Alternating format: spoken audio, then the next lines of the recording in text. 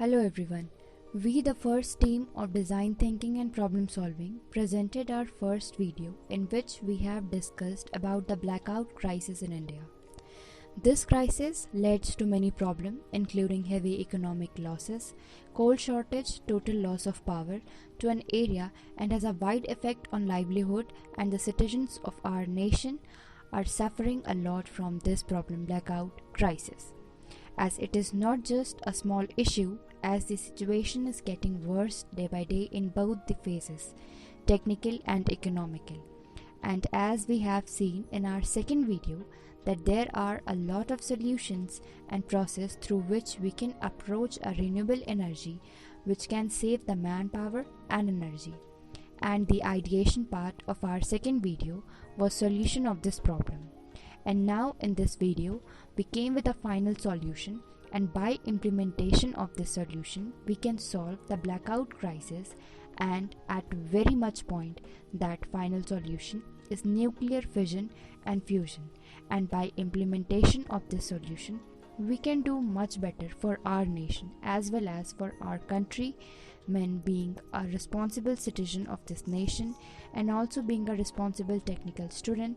This is very much important to solve this problem of blackout crisis in an economic way and in a technical way, so that we can resolve this issue very quickly and help our nation to develop and being in the race of development with the other countries.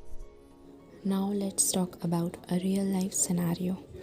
There is a village named Sitapur in Jharkhand. In that village, there was a river and it was a means of living for the people, but due to the increase of temperature which causes drought, and the river had dried up, and the wind intensity of that village was not also special, and that village was suffering from power crisis, and the people who used to live in that village were not getting 4 hours of electricity also. The main cause of electricity crisis in that village was not having a single power plant in the whole district. All people who used to live in Sitapur village started complaining on electricity call centers, and after a lot of complaints, state government had to take some action against the problem of power crisis. And then the state government decided to arrange a meeting with central government for discussion on power crisis. And central government suggested many ways to solve this power crisis, like they suggested to use tidal power plants, windmills, nuclear fission power plants, and many more. And the Jharkhand state government have the availability of uranium because the state have uranium mine in Jadugoda village in Purbi Singhbhum district of Jharkhand. And the all nuclear power plants use uranium atom during nuclear fission. A neutron collides with uranium atom and splits it, releasing a large amount of energy. And finally, the state government decided to settle the nuclear fission power plants against the blackout crisis. So guys, as you have listened up our story and the majority of you have gotten to know the situation of that solution is more keener to nuclear energy than any form of that energy. But now we will answer you the nuclear energy is more preferred over the other energy sources in India. So let's begin without wasting time. First of all, we have to know that the type of nuclear reactors are used by India to date is, so let's see, Kundankulam is the only nuclear plant in India that uses pressurized water reactors rather than boiling water reactors or pressurized heavy water reactors. And in the Indian government is also developing up to 62 reactors, mostly thorium based, which it expects to be operational by 2025. India is the only country in the world with a detailed funded government approved plan to focus on thorium based nuclear power. That's a nice movement by the government, but the reactor has some pros and cons. So let's start with pros. The most important point which makes it more usable for nuclear plants is less nuclear waste production. Thorium nuclear power reactors produce less amount of waste compared to other nuclear fuels. The advantage is on one of the key properties of thorium reactors, as the vast amount of nuclear waste created by power plants can lead to high radiation and raise temperature levels. It also avoids a need to have a huge storage facility. And the second most important point, that is safety. Compared to mining of uranium for nuclear fuel, mining thorium is considered as safer and more efficient. So let's discuss some cons which will let us think and prepare for new models. The first one is high startup cost. High startup cost are huge investments are needed for thorium nuclear power reactor, as it requires significant amount of testing, analysis and licensing work. Also, there is uncertainty over returns on the investment in this reactor, which is a risk for the sake of investment, and the country needs to think about it. And the second and the last one is high melting point of thorium oxide and emission of gamma rays. Presence of uranium 232 in irradiated thorium of thorium based fuels in large amount is one of the most disadvantages of thorium nuclear power reactors. It can result in significant emission of gamma rays, and gamma rays is very much harmful for human and its contact for gamma rays. Let's see some facts and India's current scenario in nuclear energy before moving ahead to the model prototyping section of our problem. So guys, nuclear power is the fifth largest source of electricity in India after coal, gas, hydroelectricity and wind power. India's three-stage nuclear power program was formulated by Dr. Homi Bhabha, the well-known physicist, in the 1950s to secure the country's long-term energy independence. As of November 2020, India has 22 nuclear reactors in operation in 7 nuclear power plants with a total installed capacity of 7,380 megawatts. Nuclear power produced a total of 43 terawatt-hour in the year 2020-2021, contributing to a 3.11% of total power generation in India, which is 1,382 terawatt-hour. 10 more reactors are under construction with a combined generation capacity of 8,000 megawatt. There are presently 22 reactors with a total capacity of 6,780 megawatt in operation, and one reactor KAPP3 of 700 megawatt has been connected to the grid on January 10, 2021. In addition, there are 8 reactors including 500 megawatt PFBR being implemented by Bhavini, totaling to 6,000 megawatt under construction at various stages. Let's move to the model analysis section to our solution. The first model India should adopt and start for working on this is China's CFETR model, which is China's mini sun or artificial sun model. So let's see what is CFTR. But first, what's the full form of CFETR? Let me tell you. It's Chinese Fusion Engineering Test Reactor. So the CFETR utilizes an instance to build pre-existing nuclear fusion research from the ITR program in order to address the gaps between ITER and the next generation thermal nuclear plants. So what's its plan? China's EAST, which is experimental advanced superconducting tokamak, which mimics the energy generation process of the sun, sets a new record after it ran at 216 million degrees Fahrenheit, which is 120 degrees Celsius for 101 seconds. According to the state media, for another 20 seconds, the artificial sun also achieved a peak temperature of 288 million degrees Fahrenheit, which is 160 million degrees Celsius, which is over than 10 times hotter than the sun. So you have the confusion now. What are tokamak? Let me answer you. A toroidal apparatus for producing controlled fusion reaction in hot plasma is known as the tokamak.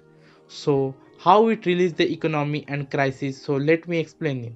As you can see, China's energy output has more than increasing in exponential nature than India's remaining in the ITR program. That's not a matter of concern, but the real thing is the output capacity is increasing exponentially, which is the best solution for India's crisis problem. Let's put some limelight on our solution, that is ITR. What is ITR? International Thermonuclear Experimental Reactor, which stands for International Thermonuclear Experimental Reactor. It is a major international project to build a 500 megawatt tokamak fusion device requiring an input of 50 megawatt, designed to prove the feasibility of fusion as large scale and carbon free source of energy. It is the world's largest scientific experiment to be demonstrate the possibility of producing commercial energy from nuclear fusion. Launched in November 1985 at the Geneva Superpower Summit, 7 ITR members signed the ITR agreement in Paris on 21st November 2006. The initial signatures include the former Soviet Union, the USA, the European Union, Japan later joined the Peoples of Republic China and the Republic of Korea in 2003 and India in 2005. The goal of ITR. The long-term goal of fusion research is to generate electricity. ITR started the purpose in scientific research and the technology demonstration of a large fusion reactor. Without electricity generation, India's contribution to ITR.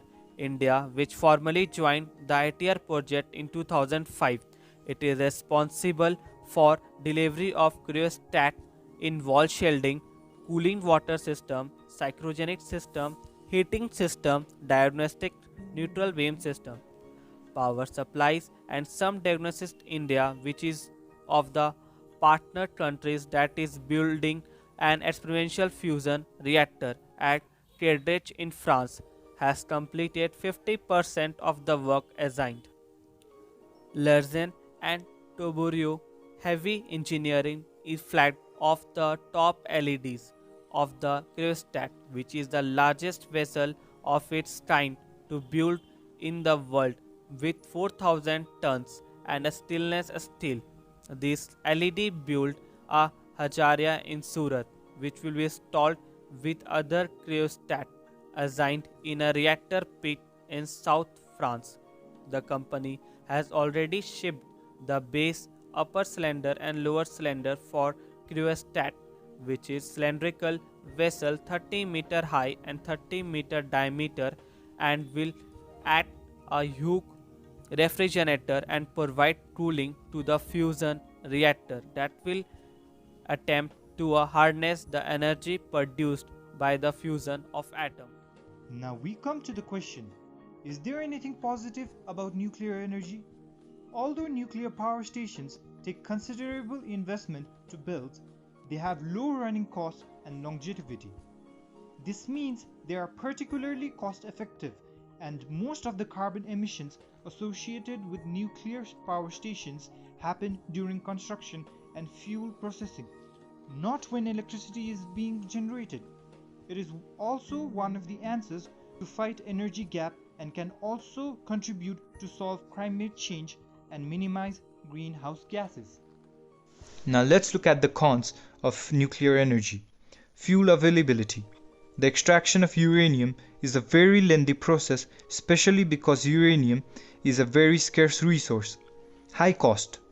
Building new nuclear plants is a huge investment, especially for developing countries like India. That being said, the nuclear option may not be viable for majority of countries on the planet. It also takes 5 to 10 years to build one nuclear power plant. Nuclear waste. Failure to properly contain nuclear waste can lead to contamination from radioactive byproduct. Impact on human life and environment. The biggest con of nuclear energy. For example, let's look at the mishap that happened in Chernobyl in April 26, 1986. The Chernobyl disaster was a nuclear accident that occurred at number 4th reactor in the Chernobyl nuclear power plant near the city of Pripyat in the north of Ukrainian SSR. It is considered as the worst nuclear disaster in history, both in cost and casualties. Or we can look at the Fukushima disaster as an example, which happened in 2011 at the Fukushima Daiichi nuclear power plant in Okuma, Fukushima, Japan. The proximate cause of the disaster was 2011 Tohoku earthquake and tsunami. So the biggest disadvantage of nuclear power plant is in case of a nuclear fallout or an accident. But China is looking for a way to minimize this by thorium-based nuclear reactor. The new molten salt technology will be safer and greener, as per the theory submitted. With this, we reach the end of our series of presentation. At the end, what did we learn? That power outage is a major problem in India and countries likewise. While tackling power outage will come by many hurdles and every solution will have its cons, but we need to find ways to handle them. So let's all be optimistic and pray for a brighter future without power outage. Thank you for being with us. That's all from Team 1. Mad love. Peace out.